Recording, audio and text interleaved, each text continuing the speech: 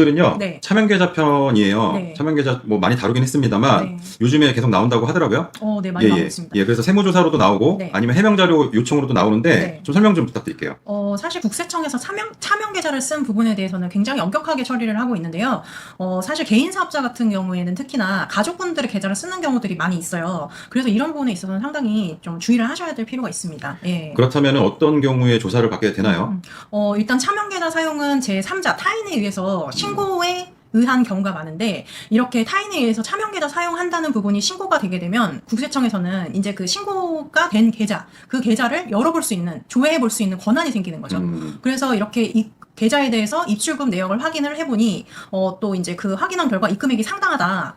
그런데 그 사업자는 또 매출을 신고한 게 상당히 적다. 그러면은 추정을 할 수 있는 거죠. 이 입금된 금액이 대부분은 매출이고 또 신고가 누락됐다. 이렇게 추정을 할 수 있다 보니까 그 이후에 세무조사로 선정이 된다든지 아니면 과세자료 해명 안내문을 보낸다든지 그렇게 해서 이제 확인하는 절차를 겪게 되는 거죠. 세무사님 방금 네. 말씀하셨던 네.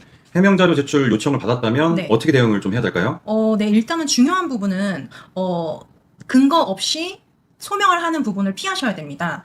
그냥 말로만 이 부분은 입금된 게 매출이 아니다 이렇게 말로만 하는 소명은 전혀 받아들여질 수가 없기 때문에 그런 부분을 주의하셔야 되고, 또 하나는 시간이 해명 안내문 상에 보시면 기간이 정해져 있어요. 근데 그 기간 동안 아무런 소명도 하지 않고 대응도 하지 않고 시간을 그냥 흘려보내는 경우들이 간혹가다 있으실 수 있는데 그 부분은 꼭 피하셔야 될 부분입니다. 그러면 일단은 저희가 이제는 보통 일반적으로 쓰는 계좌가 가족 계좌란 말이에요. 예. 배우자 계좌라든지. 네. 그러면 가족 계좌를 사업용으로 사용한 경우에는 네. 어떻게 해명을 해야 되나요? 왜냐하면 거기에는 가족분이 사용하셨던 금액들도 있을 테니까요. 그렇죠. 예, 예. 네. 일단 입금액 성격을 크게 두 가지로 나눠서 일단 구분을 지으셔야 될 것 같아요. 첫 번째, 사업과 관련이 있는지 여부에 따라서.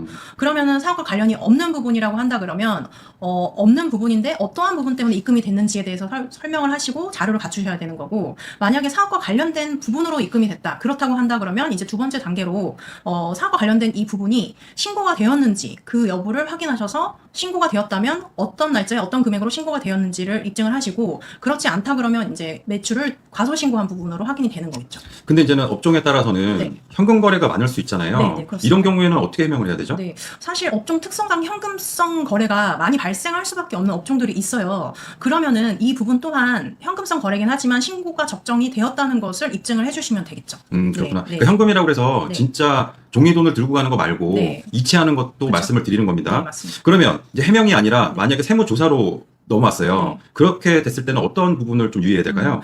일단은 해명이 아니라 조사가 났다. 그러면은 사실상 가능성적으로 봤을 때 누락된 금액이 큰 경우에 더 그러실 수가 있어요.